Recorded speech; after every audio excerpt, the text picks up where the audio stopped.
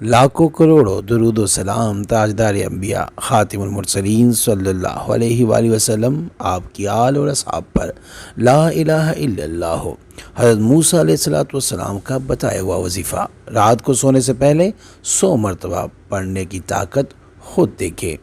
اعوذ باللہ من الشیطان الرجیم، بسم اللہ الرحمن الرحیم۔ السلام علیکم ورحمۃ اللہ وبرکاتہ۔ میں سید اخلاق حسین شاہ اور آپ دیکھ رہے ہیں ہمارا یوٹیوب چینل۔ لا الہ الا اللہ کا خاص وظیفہ، فضائل اور کرامات جو اللہ تعالیٰ نے حضرت موسیٰ علیہ السلام کو سکھائے۔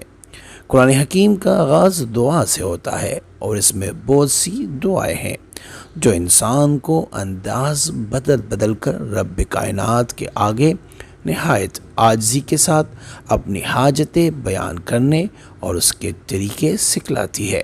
لیکن مختلف مقامات پر رب العزت نے اپنے انبیاء کی زبانی پوری دنیا کے انسانوں کے لیے دعاؤں کے جو تحفے عطا کیے ہیں، ان میں سے ہر ایک قبولیت کے حوالے سے ایک نسخہ کیمیا ہے۔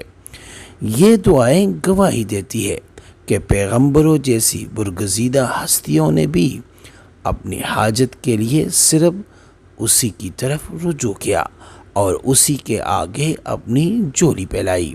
ویڈیو میں بڑھنے سے پہلے اگر ابھی تک آپ نے ہمارے چینل کو سبسکرائب نہیں کیا تو برائے مہربانی ہمارے چینل کو سبسکرائب کریں اور بیل آئیکن کو کلک کریں تاکہ ہماری ہر نئی آنے والی ویڈیو کا نوٹیفیکیشن آپ کو بر وقت مل سکے۔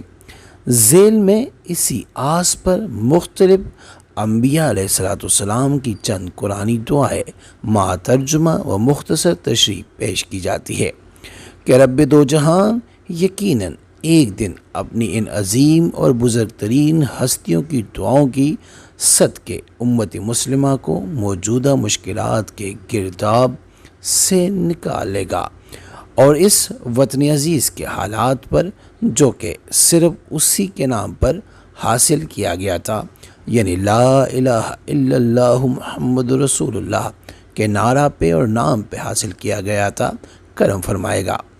اس میں سچے دین کی سربلندی اور اپنے نام لی کو سرخ روئی عطا کرے گا۔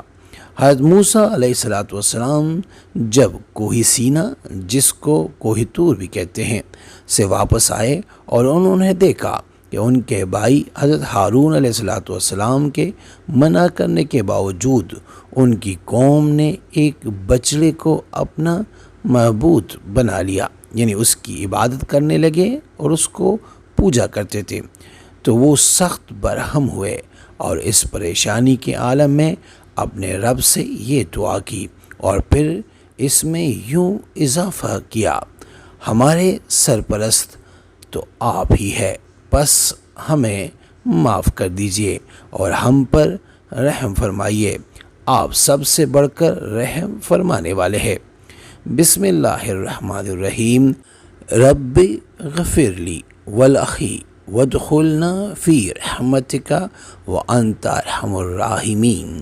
سورہ اعراف کی 151 نمبر آیت ہے، جس کا ترجمہ یہ ہے کہ اے میرے رب، مجھے اور میرے بھائی کو معاف کر دے اور ہمیں اپنی رحمت میں داخل فرما، تو سب سے بڑھ کر رحم کرنے والا ہے۔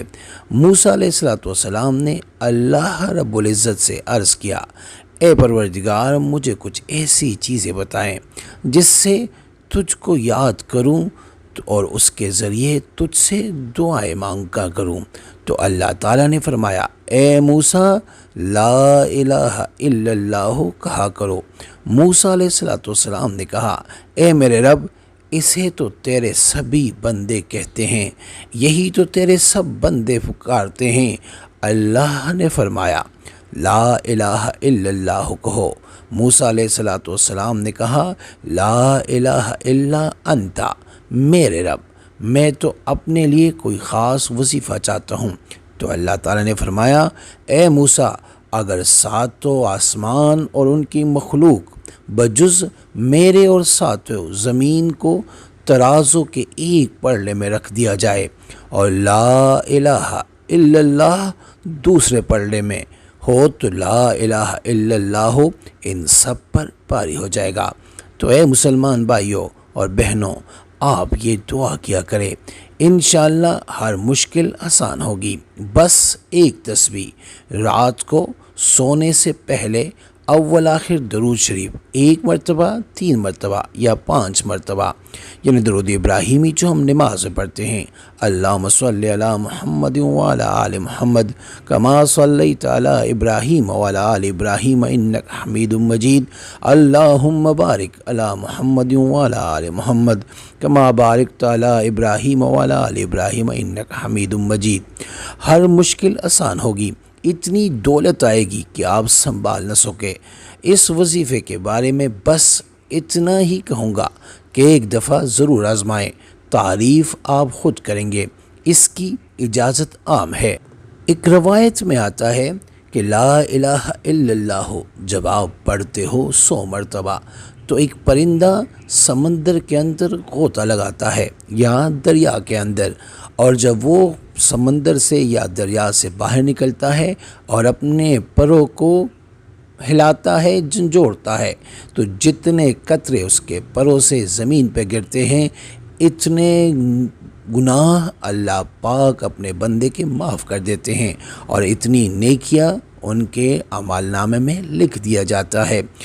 بہت چھوٹا سا عمل ہے لیکن بہت کارگر عمل ہے۔ یہ عمل جس نے بھی کیا، اللہ کے فضل سے اس کے ہر مشکل میں آسانی پیدا ہوئی ہے، یہاں تک کہ دولت میں اتنی برکت کہ اکثر لوگ پوچھتے ہیں کہ یہ آپ نے کون سا وظیفہ شروع کیا ہے۔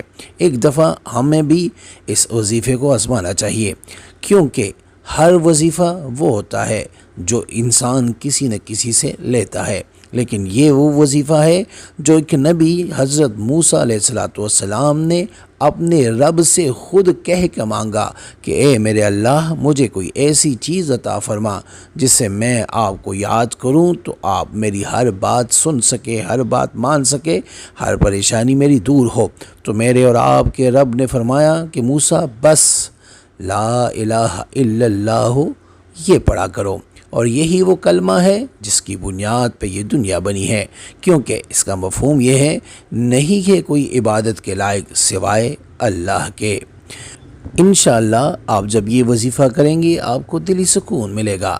یہ نہیں کہ صرف دولت یا پریشانی، آپ کے جتنے بھی مسائل معاملات ہیں وہ حل ہوں گے، اور اللہ کے فضل سے آپ کو کبھی کسی اور وظیفے کی ضرورت نہیں پڑے گی۔ استخارہ فی سبیل اللہ کرنے کے لیے ہم سے رابطہ کر سکتے ہیں۔ رابطے کا طریقہ یہ ہے کہ ہمارا واٹس اپ نمبر آپ کے اسکرین پہ چل رہا ہے، اس واٹس اپ کے نمبر کے ذریعے آپ ہم سے رابطہ کر سکتے ہیں، یعنی اپنا نام، اپنی والدہ کا نام آپ ہمیں میسج کریں، جس مقصد کے لیے آپ استخارہ کرنا یا کروانا چاہتے ہیں مقصد بھی لازمی مینشن کریں۔ انشاءاللہ ہم 24 گھنٹے کے اندر استخارہ کر کے آپ سے رابطہ کریں گے، اور اگر کوئی مسئلہ ہوا تو ہم رہنمائی بھی کریں گے فی سبیل اللہ۔ امید کرتا ہوں آج کی ویڈیو آپ کو پسند آئی ہوگی، اگر پسند آئی ہے تو برائے مہربانی اس کو لائک کرے، شیئر کرے، تاکہ دوسرے بھی اس سے فائدہ اٹھا سکے، اور ہمارے چینل کو بھی لازمی سبسکرائب کرے۔ جزاک اللہ۔